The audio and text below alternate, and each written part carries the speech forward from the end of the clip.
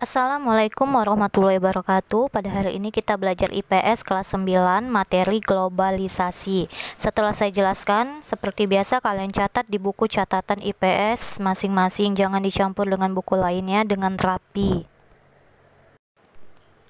Globalisasi adalah proses penyebaran unsur-unsur baru, khususnya menyangkut informasi secara mendunia, melalui media cetak dan elektronik, sehingga hilangnya batas ruang dan waktu akibat kemajuan iptek. Orang yang pertama kali menggunakan istilah globalisasi adalah Theodore Levitt, 1985. Menurut Waters, dalam Kamanto Sunarto 2004, globalisasi adalah suatu proses sosial yang di dalamnya kendala geografi terhadap pengaturan sosial dan budaya menjadi surut, dan manusia semakin sadar bahwa pengaturan tersebut menjadi semakin surut.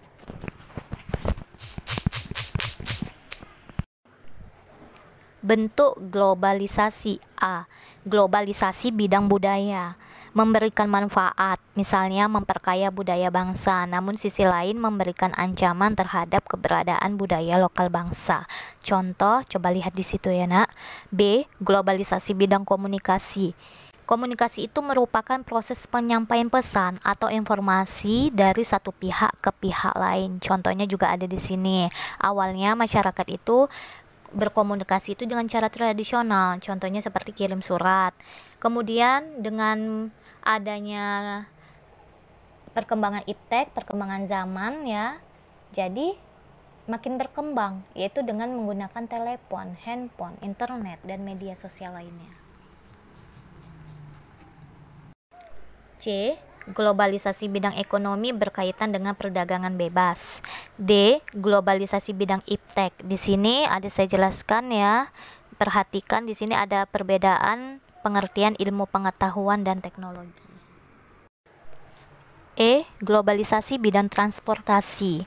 Peranannya sangat penting dalam suatu negara, yaitu produsen, konsumen, distributor dalam melakukan aktivitasnya, karena transportasi itu merupakan pemindahan barang atau manusia dari satu tempat ke tempat lain. Dampak globalisasi.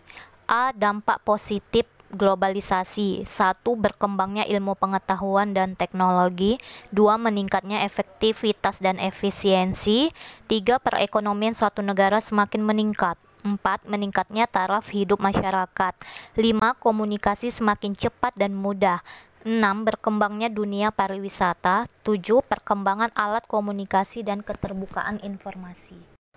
B. Dampak negatif globalisasi. 1. Westernisasi adalah suatu perbuatan seseorang dengan meniru atau melakukan aktivitas kebarat-baratan, baik itu dari cara berpakaian, gaya hidup, gaya rambut, dan sebagainya. 2. Demoralisasi atau dekadensi moral adalah menurunnya atau merosotnya akhlak atau moral seseorang seperti pergaulan bebas, pencurian, pembunuhan, korupsi. Akibat selanjutnya dari demoralisasi adalah meningkatnya kriminalitas. 3. Kesenjangan sosial ekonomi adalah perbedaan yang tajam antara satu kelompok dengan kelompok lain dalam bidang sosial dan ekonomi. Yang keempat, kriminalitas. Yang kelima, pencemaran lingkungan. Yang keenam, kenakalan remaja. Yang ketujuh, individualisme yang semakin tinggi. Sampai di sini materi kita. Assalamualaikum warahmatullahi wabarakatuh.